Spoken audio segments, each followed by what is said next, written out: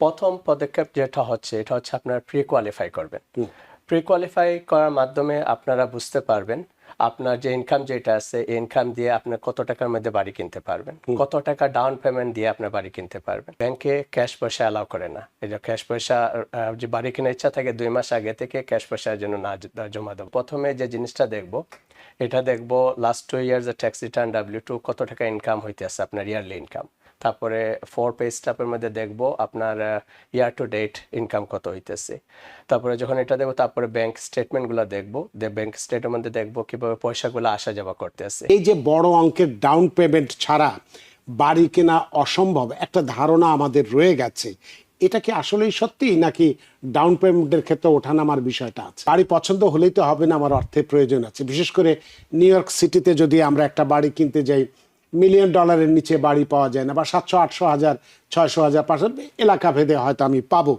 এত অর্থ তো এক জীবনে কামাই করা, বিশেষ করে চাকরি করে করাটা তো সহজ নয়। আমাকে অর্থের সংস্থান যেতে হয়। আপনাদের মতো মানুষ যারা আছেন, সেই বিষয়টি আপনি কিভাবে বাস্তবায়িত করতে পারবো সেটি আপনার সাথে আলোচনা করবো। যে বাড়ি খোঁজা হয়ে গেল বা শুরু করার আগেই একজন ক্রেতার প্রথম কোন কোন পদক্ষেপ নেওয়া উচিত বলে একজন হোম লোন অফিসার হিসেবে আপনি মনে করেন? ধন্যবাদ রানা ভাই। বাড়ি খোঁজা শুরু করার আগে প্রথম পদক্ষেপ যেটা হচ্ছে এটা হচ্ছে আপনার প্রি কোয়ালিফাই করবেন। প্রি কোয়ালিফাই করার মাধ্যমে আপনারা বুঝতে পারবেন আপনার যে ইনকাম যেটা আছে এই ইনকাম দিয়ে আপনার কত টাকার মধ্যে বাড়ি কিনতে পারবেন, কত টাকা ডাউন পেমেন্ট দিয়ে আপনার বাড়ি কিনতে পারবেন। এটার মধ্যে আপনি দেখবেন আপনি কয় ফ্যামিলি বাড়ি কিনতে পারতেছেন, 1 family, 2 family, 3 family, 4 family, residential properties up to 4 family. আপনার কত ফ্যামিলি কিনতেছেন, কত টাকা ডাউন পেমেন্ট হবে। তারপরে ওইটার মধ্যে আপনি বুঝতে পারবেন আপনার মান্থলি পেমেন্টটা কত হবে। মান্থলি পেমেন্টের মধ্যে থাকে principal, interest, tax, insurance. And আপনি যদি লেস দেন 20% ডাউন দেন তাহলে ওটার মধ্যে একটা PMI অথবা MI থাকবে। ওইটা সব আমরা অ্যাড করে যেটা দেখবো ওটা হচ্ছে আপনার মান্থলি পেমেন্ট। এটা তারপরে আপনার যেটা ক্রেডিট রিপোর্টে আছে ক্রেডিট কার্ড, তারপরে আপনার কার লোন থাকলে কার লোন, স্টুডেন্ট লোন, এগুলো সব অ্যাড করে দেখবেন আপনি কি এটা বাড়িটা অ্যাফোর্ড করতে পারবেন কিনা না। এই জন্য আপনাদের যে কোনো পছন্দিতা লোন অফিসার থাকেন অথবা যদি আপনারা আমার সাথে বসতে চান আপনারা আমার অফিসে চলে আসেন। আসার সময় নিয়ে আসবেন লাস্ট 2 ইয়ার্স এর tax return with all the W2, সব W2 গুলা লাগবে। তারপরে আপনার লাস্ট 4 পে স্টাফ, আপনাদের ID কপিস, তারপরে আপনার লাস্ট 2 মান্থ ব্যাংক স্টেটমেন্ট, এগুলো সব নিয়ে আসার পরে আমরা বসে প্রথমে যে জিনিসটা দেখব এটা দেখবো লাস্ট 2 ইয়ার্স এর ট্যাক্স রিটার্ন W2 কত টাকা ইনকাম হইতেছে আপনার ইয়ারলি ইনকাম। তারপরে 4 পে স্ট্যাপের মধ্যে দেখবো আপনার ইয়ার টু ডেট ইনকাম কত হইতেছে। তারপরে যখন এটা দেখবো তারপরে ব্যাংক স্টেটমেন্টগুলো দেখবো, ব্যাংক স্টেটমেন্টের মধ্যে দেখবো কিভাবে পয়সাগুলো আসা যাওয়া করতেছে।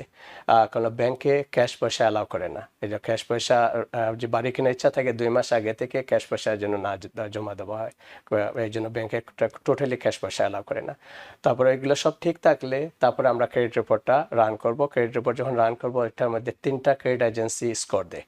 ওটার মধ্যে একটা হচ্ছে এক্সপিরিয়েন, তার একটা হচ্ছে ট্রান্সইউনিয়ন, আর একটা হচ্ছে একুফেক্স।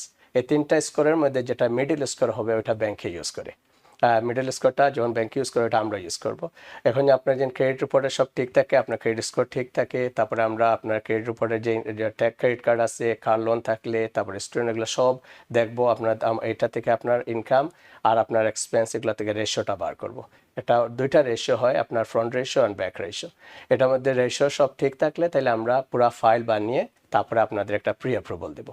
এই প্রি অ্যাপ্রুভাল পাওয়ার পরে আপনারা বাড়ি দেখা শুরু করবে। এর আগে যে বাড়ি দেখেন তাহলে যেন আপনার যে মর্গেজ কন্টিনজেন্সি না থাকে কন্ট্রাক্ট সাইন করার সময়, অনেক সময় সেলারে আপনার ডাউন পেমেন্টটা হোল্ড করে নিতে পারে সেলারের লয়ারে। তার মানে আপনার কথা অনুসারে যেটা বুঝতে পারছি, তাহলে একজন বাড়ি কেনার জন্য আমি একজন রিয়েলটরের কাছে যাওয়ার আগে একজন হোম লোন অফিসারের কাছে আমার যাওয়াটা বেশি ভালো। কারণ আমি যোগ্য কিনা আদৌ, আমার যে ইনকাম আছে সেটা দিয়ে আসলে আমি ওই পর্যায়ে যেতে পারবো কিনা সেটা যাচাই করা প্রথমেই দরকার। তারপর রিয়েলটরের কাছে গেলাম যখন আপনার এই কাজটা শেষ হলো। তাহলে এখন আপনি বলুন, একটা এই বাড়ির সব কিছু হয়ে গেল, মনে করুন আপনার এটার ক্ষেত্রে হয়ে গেল, রিয়েলটরের কাছ থেকেও আমি সব কিছু পেয়ে গেলাম, বাড়ি পছন্দ হলো, লোকেশন পছন্দ হলো, সব কিছুই হয়ে গেল। ডাউন পেমেন্ট এটা একটা বিশাল ব্যাপার, বা একটা বড় ধরনের ঝুঁকি ঝামেলা যাই বলি না কেন, একটা শর্ত যেটাই বলি না কেন আছে অনেক মানুষের কাছেই। যেটা কারণ আমরা জানি যে অনেক মানুষের কাছেই বড় সঞ্চয়, বড় অঙ্কের সঞ্চয় থাকে না। তারপরেও তারা কিন্তু আমরা একটা বাড়ি কিনতে চাই, এবং সে কারণেই আপনার কাছে প্রথমে গেছি, রিয়েলটরের কাছে গেছি। তাহলে এক্ষেত্রে এই যে বড় অঙ্কের ডাউন পেমেন্ট ছাড়া বাড়ি কেনা অসম্ভব একটা ধারণা আমাদের রয়ে গেছে, এটা কি আসলেই সত্যি নাকি ডাউন পেমেন্টের ক্ষেত্রে ওঠানামার বিষয়টা আছে? আমাদের কাছে যে যে যাদের এনাফ পয়সা নাই অ্যাকাউন্টে, তাদের জন্য আমরা যে লোনটা ইউজ করে থাকি এটা হচ্ছে এফএইচএ লোন। এফএইচএ হচ্ছে ফেডারেল হাউজিং ফেডারাল লোন। এটা হচ্ছে ফেডারেল গভর্নমেন্ট এটা ইন্স্যুরেন্স করে। তো এটা হচ্ছে আপনার 3.5% ডাউন দিয়ে আপনি এটা ক্লোজ করতে পারতেছেন। 3.5% আপনার ক্রেডিট স্কোর হইতে হবে 580-র উপরে। আচ্ছা। 580-র উপরে ক্রেডিট স্কোর থাকে তাহলে আপনি 3.5% ডাউন দিয়ে করতেছেন। এর তো নিচে থাকলে আপনার 10% ডাউন দিতে হবে। তো মোস্ট অফ দ্য টাইম 3.5%-এর মধ্যে আমরা 6% সেলার কনসেশন সেলার কাছ থেকে আনাইয়া দিতে পারি। এটা আপনি পেয়ে যেতে পারেন।